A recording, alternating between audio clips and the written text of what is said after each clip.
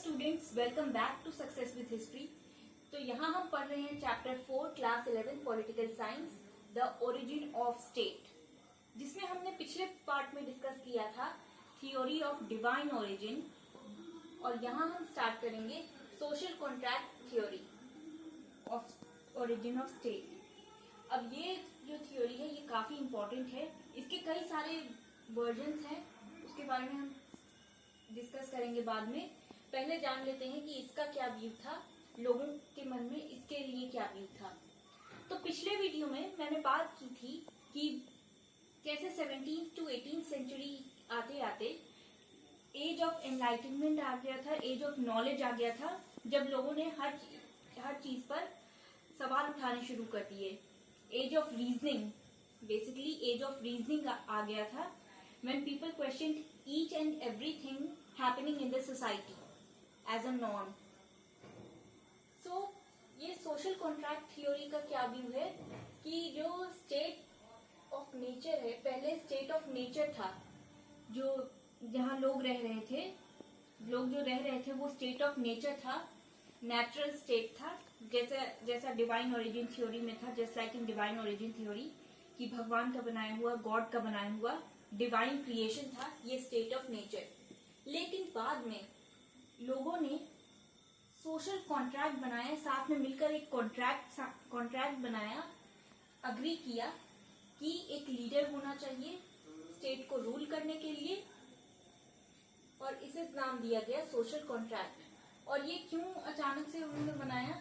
Due to the difficulties faced in the state of nature, और काफी ज्यादा anarchy और क्योस हो गया था ऐसे स्टेट ऑफ नेचर में, जहां पर when people were free to do everything on their own without any social boundaries and any rules, कोई लॉज नहीं हुआ करते थे स्टेट ऑफ नेचर में। तो स्टेट में लॉज आए, डिसिप्लिन आए, एक तरीका आए रहने का, इसलिए एक सोशल कॉन्ट्रैक्ट में आए सारे लोग मिलकर, all the people together came into a social contract and found the social contract theory of state, और इसे ही कहते हैं कॉन्ट्रैक्चुअल ओरिजिन ऑफ स्टेट। इस तरह से हुआ स्टेट का फॉर्मेशन। इसके हिसाब से स्टेट जो है वो एक मैन मेड मशीन है। अब ये जो सोशल कॉन्ट्रैक्ट थ्योरी है इसके कई सारे वर्जन्स हैं, जैसे कि हॉब्स का वर्जन, जो कि एक काफी पॉपुलर पॉलिटिकल थिंकर थे। John Locke, he was also a good political thinker. And Rousseau, इनका नाम आपने सुना होगा। During French revolution he was a very prominent figure and he was a philosopher also.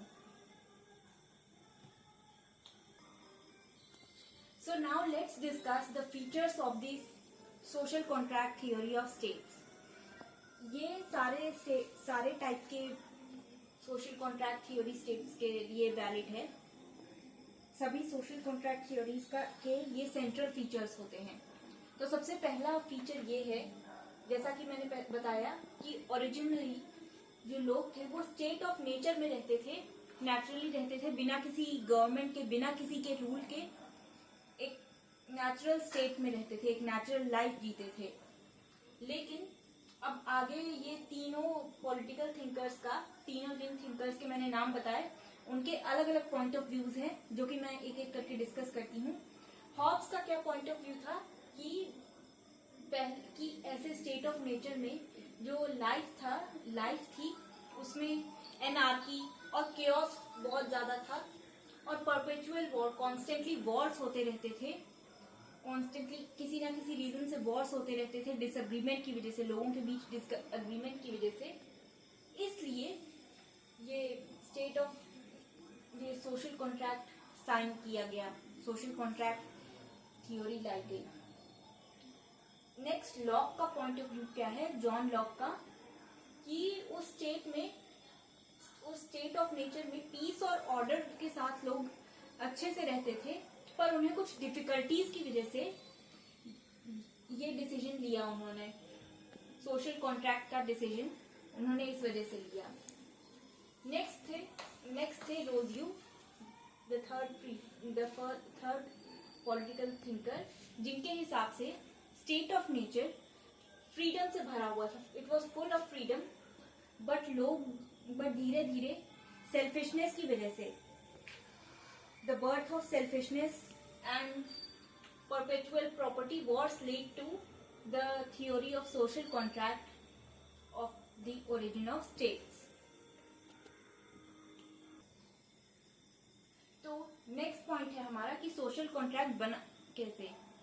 तो स्टेट ऑफ नेचर एंड हुआ और state का birth हुआ. अब इस स्टेट ऑफ नेचर को एंड करने के लिए लोग एक सोशल कॉन्ट्रैक्ट में आए. अब हॉब्स और रोजियो के अकॉर्डिंग एक सिंगल कॉन्ट्रैक्ट साइन किया गया था इस बर्थ के लिए, स्टेट के बर्थ के लिए. बट जॉन लॉक के अकॉर्डिंग दो कॉन्ट्रैक्ट साइन किए गए थे, एक सिविल कॉन्ट्रैक्ट और एक पॉलिटिकल कॉन्ट्रैक्ट. सिविल कॉन्ट्रैक्ट के अकॉर्डिंग स्टेट का बर्थ हुआ, स्टेट का ओरिजिन हुआ, और पॉलिटिकल के according government came into existence. So this was all about the features. Now let's come to the social contract theory of Hobbes. So now before getting to know the theory of Hobbes, let's get to know first about him. तो Hobbes जो है वो एक English man थे and he was a tutor to King Charles II, जो कि absolute sovereignty में believe करते थे. अब आते हैं उनके सोशल कॉन्ट्रैक्ट थ्योरी के कॉन्सेप्ट पर कि उनका ओपिनियन क्या था, इस पे उनका जो व्यू क्या था. सबसे पहले जान लेते हैं उनका ह्यूमन नेचर को लेकर के व्यू. तो हॉब्स के अकॉर्डिंग मैन कोई सोशल एनिमल नहीं था, जैसा कि बहुत सारे फिलोसोफर्स एंड पॉलिटिकल थिंकर्स मानते हैं. Man was not a social animal. Man is selfish and he always have fear. Selfishness और फियर उनके अकॉर्डिंग ह्यूमन नेचर की दो बेसिक फैकल्टीज थी. Fear made him selfish and selfishness increased his fear. तो man के अंदर एक insecurity रहती थी कि बाकी लोग उसे मारना चाहते हैं या बाकी लोग उसका बुरा सोचते हैं. सो he must kill them first to survive. So the man was his own judge of good and bad. Man was his own judge of good and bad. अब आते हैं स्टेट ऑफ नेचर पे.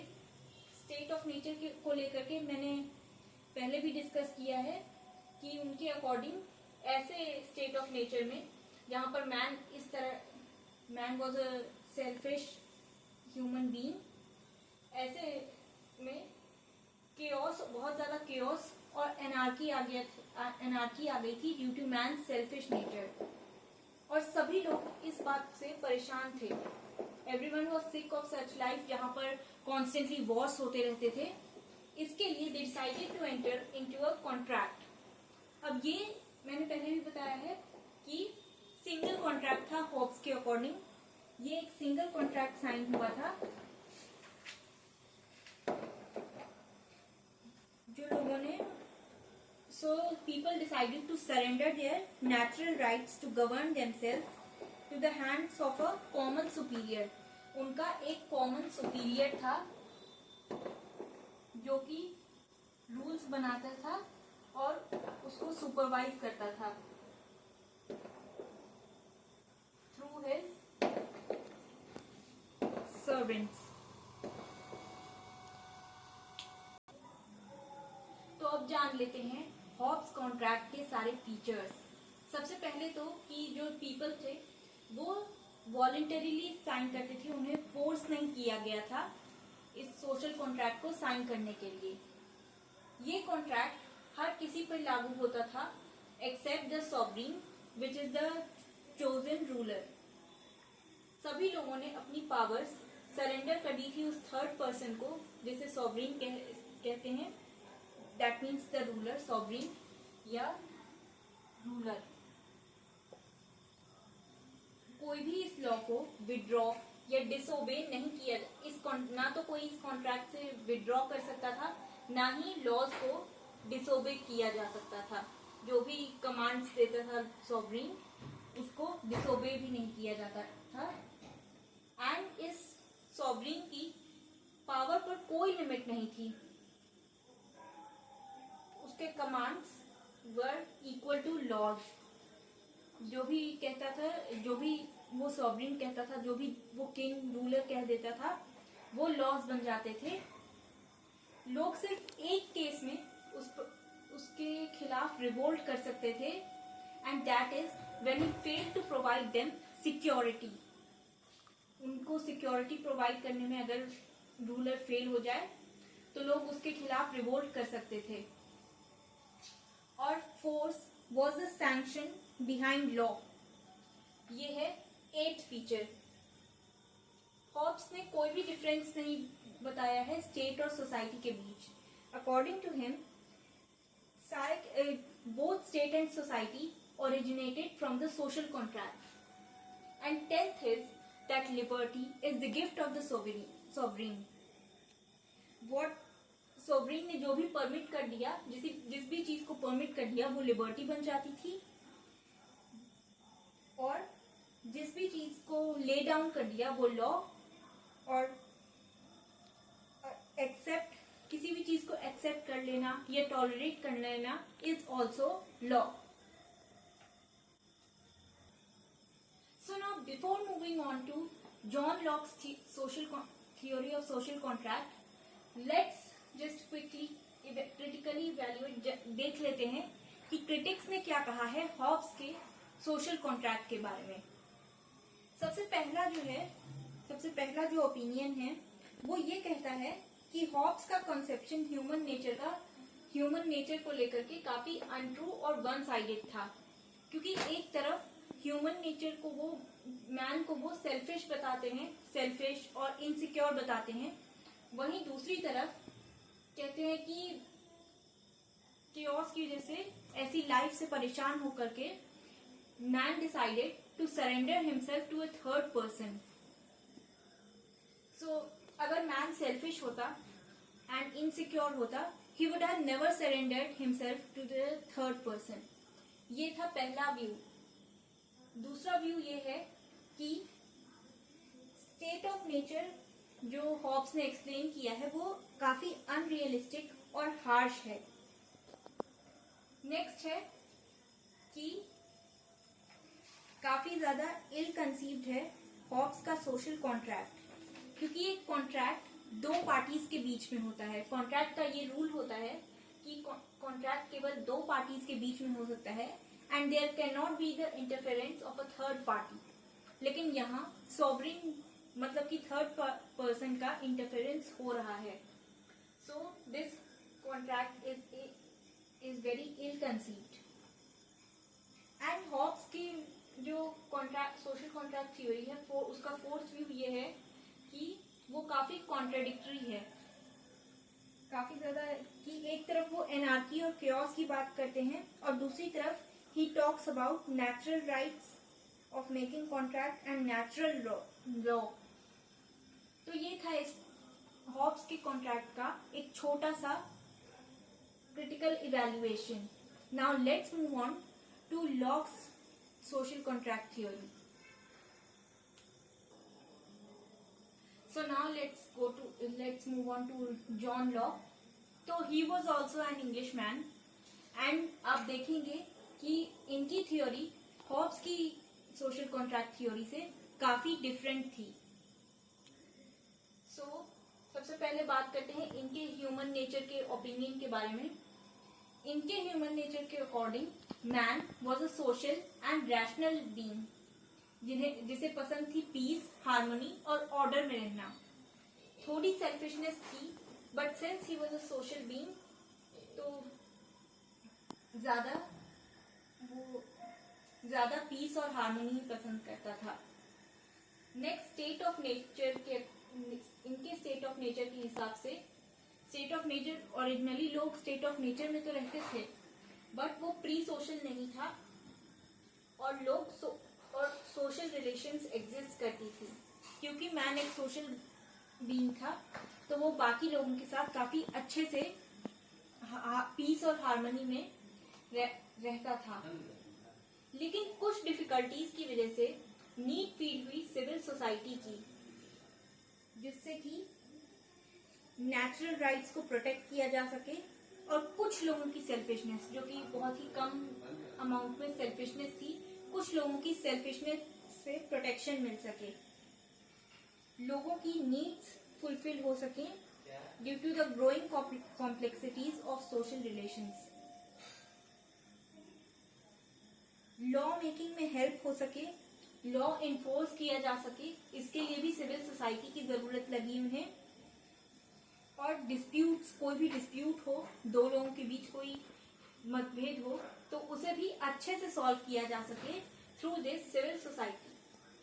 तो इससे लोग दो कॉन्ट्रैक्ट्स में enter हुए, लोगों ने दो कॉन्ट्रैक्ट साइन किए, सिविल कॉन्ट्रैक्ट और पॉलिटिकल कॉन्ट्रैक्ट। जैसा कि मैंने पहले बताया कि सिविल कॉन्ट्रैक्ट से स्टेट का ओरिजिन हुआ, स्टेट का बर्थ हुआ, और पॉलिटिकल कॉन्ट्रैक्ट से बर्थ हुआ गवर्नमेंट का।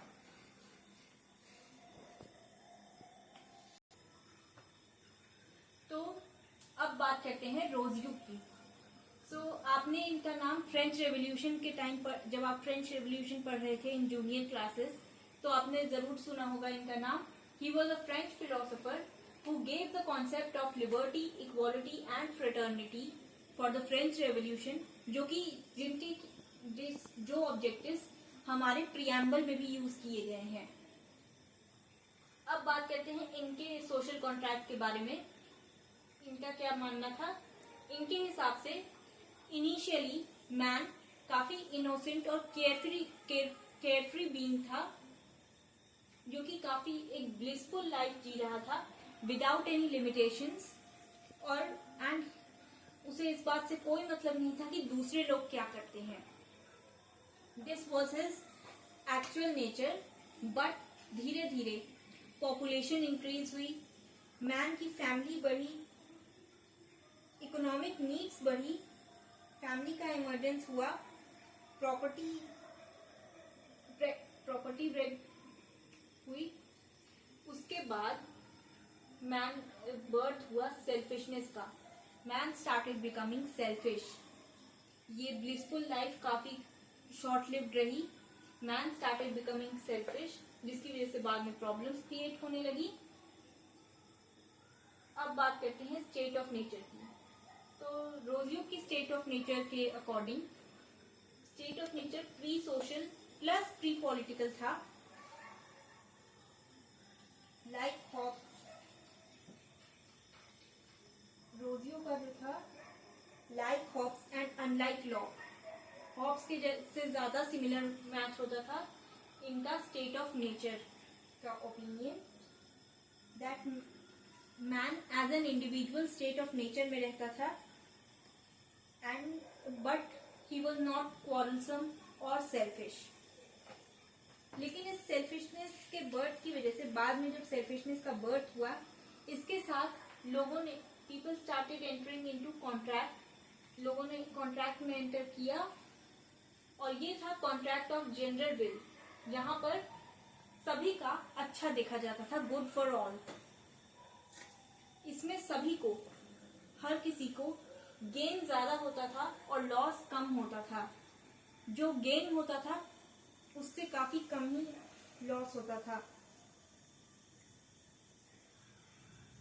इसमें आपकी बुक में भी एक लाइन है, that one gains more than what one loses. So this was all about the social contract theory. In next video we will talk about the evolutionary theory. So see you all in the next video.